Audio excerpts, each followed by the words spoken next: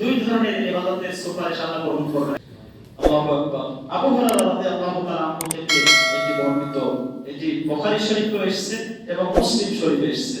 যে হাদিসগুলিকে একত্রে জমা করে আমাদের একজন মনীষী নাম রেখে দিয়েছেন আল-লুবলু ওয়াল মারজান, মানে মণিমুক্তার সমান। মণিমুক্তার সমান। দুই হাদিস গ্রন্থে হাদিসগুলি বর্ণিত আছে।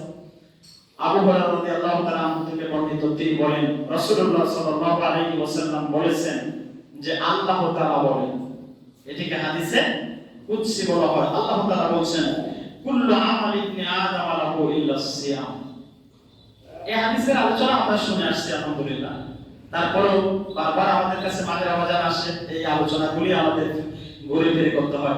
আল্লাহ সুবহানাহু ওয়া তাআলা বলেন যে আদম সন্তান যত আমল করে, যত ইবাদত ও বন্দেগী করে, সবগুলি হচ্ছে তার জন্য। সব হচ্ছে কার জন্য? সব তার নিজের জন্য করে। ইল্লা সিয়ামা, শুধু সিয়াম নামক যে ইবাদতটা করে, যে আমলটা তারা করে, এইটা ছাড়া। সুবহানাল্লাহ বলেন। সব আমল তার নিজের জন্য করে, একটা আমল তার নিজের জন্য করে না, এইটা ছাড়া, এটা ব্যতীত। ফা ইন্নাহু লি, আল্লাহ সুবহানাহু ওয়া তাআলা বলেন নিশ্চয়ই এই ইবাদতটা বান্দা করে শুধু আমার জন্য। কার জন্য? অথচ সব ইবাদত আমরা সম্পাদনকারী, একেবারে ফরজ বলেন, নফল বলেন, ওয়াজিব বলেন, প্রত্যেকটা ইবাদত আমরা কার জন্য করি? আল্লাহ সুবহানাহু ওয়া তাআলার জন্য।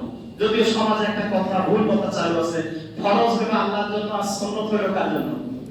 একেবারে ভুল কথা, কিন্তু খবরদার এই ধরনের বিশ্বাস রাখবেন না। নবী যে সুন্নাত পালন করলেন, নবী আবার কার জন্য সুন্নাত পালন করলেন?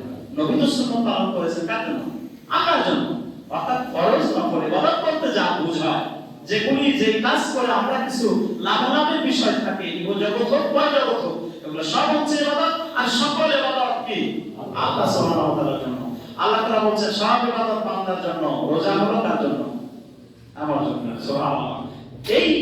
এখানে অন্যান্য ইবাদত এবং সিয়াম নামক ইবাদতের একটা তুলনামূলক পার্থক্য এই হাদিসে কুদসিতে আমরা স্পষ্টভাবে বুঝতে পারি। আল্লাহু আকবার।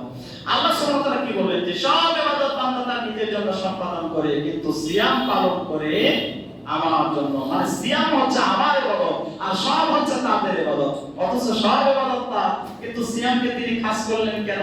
এভাবে যদি আল্লাহ সুবহানাহু ওয়া তাআলা কোন ইবাদতকে তার নিজের জন্য খাস করেন, যেমন ধরুন এই যে আমরা বাইতুল্লাহ বলি না, দুনিয়াতে যত মসজিদ আছে সবই তো বাইতুল্লাহ। কি বলেন? বাইতুল্লাহ না, এটা বাইতুল্লাহ না, আল্লাহর ঘর না, সবই আল্লাহর ঘর। কিন্তু একটা ঘরকে খাস করে আমরা কি বলি? যেখানে আমরা হজ করতে যাই বাইতুল্লাহ বলি না কেন? আল্লাহ সুবহানাহু ওয়া তাআলা এইটাকে নিজেই কিন্তু তিনি কোরআনে বলেছেন এটা হলো বাইতুল্লাহ, মানে এটা আল্লাহর ঘর, আমার ঘর। ঠিক আছে?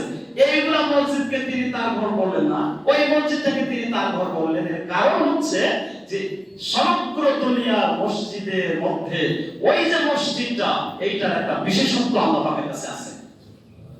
এই মসজিদগুলোতে আমরা যে সালাত আদায় করি, যে নেকি হয়, ওখানে এক রাকাত নামাজ আদায় করলে এই দুনিয়ার সমস্ত মসজিদগুলোতে 1 লক্ষ রাকাত নামাজ আদায় করলে যে সওয়াব হয়, এক রাকাত নামাজ আদায় করলে সেই সওয়াব।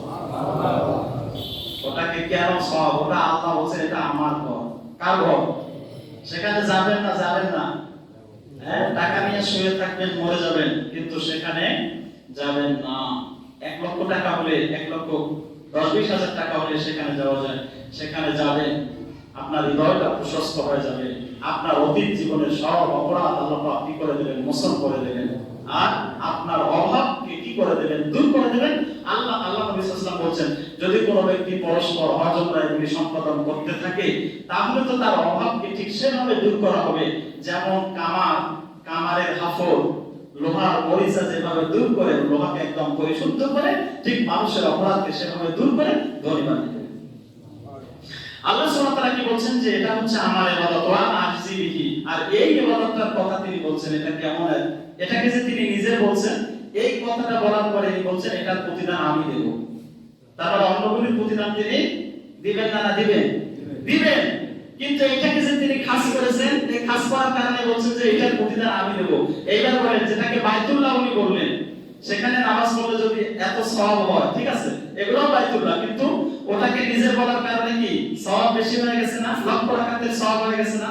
এই ইবাদতটাকে যখন তিনি নিজের ইবাদত বলে গণ্য করেছেন, অন্যান্য সব ইবাদতটা, সকল ইবাদতের যে সওয়াব হবে, এইটার যে সওয়াব হবে, পার্থক্য হবে কিনা বলেন? এইবার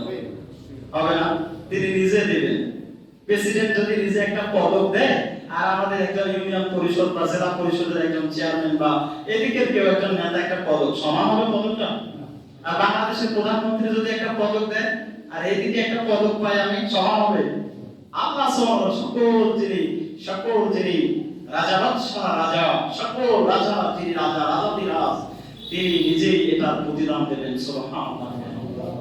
তার মানে কি উনি বলছেন যে এরপরে বান্দার আর চাওয়া পাওয়া কোনো কিছুই থাকবে না, আমি নিজেই এর প্রতিদান দেব। এরপরে আল্লাহ নবী সাল্লাল্লাহু আলাইহি ওয়াসাল্লাম বলেছেন সিয়ামুল জান্নাহ, সিয়াম এমন একটা ইবাদত যেটি বান্দার সমস্ত বিপদ আপদ থেকে ঢাল স্বরূপ হয়ে দাঁড়ায়। দুনিয়াবি বলেন আখিরাতে বলেন যত বিপদ আপদ আছে সবগুলির জন্য ঢাল হবে কে? ঢাল কখন ব্যবহার করা হয়? বিপদ আপদ থেকে বাঁচবার জন্য ঢাল ব্যবহার করে না আমাদের পুলিশ বাহিনী বা আমাদের যারা আছে সেনাবাহিনী? ঢাল, এটা হলো ঢাল স্বরূপ, কোনো কিছুকে আসতে দিবে না। কিয়ামতের দিনে রোজাই যদি সত্যিকার অর্থে আমরা রোজা রাখতে পারি, আল্লাহ পাক তুমি আমাদেরকে সেই তৌফিক দান করো। রোজাই আমাদের জন্য সুপারিশ করবে একজন রোজাদার ব্যক্তির জন্য, এবং ওই রোজাদারের জন্য যে আলাদা করে আল্লাহ পাক একটা দল তৈরি করে রেখেছেন, সেই দিক দিয়ে রোজাদারেরা সবাই জান্নাতে চলে যাবে। তবে আমাদের রোজা হতে হবে কি অত্যন্ত উন্নত মানের, মানসম্পন্ন। যে কাজটা আমরা করব এই কাজটা হতে হবে কি অনেক উন্নত, অনেক খাঁটি, অনেক নির্ভুল, অনেক স্বচ্ছ, অনেক সুন্দর। যদি আমরা তা করতে পারি আলহামদুলিল্লাহ, রোজা বলবে যে এই বান্দাকে কোনো ধরনের শাস্তি দেয়া যাবে না, তাকে ক্ষমা করে দিতে হবে। আল্লাহ পাক তার সুপারিশ গ্রহণ করবেন। দুই ধরনের ইবাদতের সুপারিশ আল্লাহ গ্রহণ করবেন। একটা হলো কোরআনের সুপারিশ গ্রহণ করবেন। কোরআন যদি আমরা বেশি করে তেলাওয়াত করতে পারি, ঠিক আছে, তাহলে কোরআনের সুপারিশ গ্রহণ করবে। আর সিয়াম যদি সুন্দর করে পালন করতে পারি, সিয়ামের সুপারিশ গ্রহণ করবেন। তাহলে এই দুইটা যদি আমরা ভালো করে করতে পারি, তাহলে এরা আমাদের জন্য সুপারিশ করবে এবং ওই ব্যক্তিকে কি করবে? জান্নাতে নিয়ে পৌঁছাবে।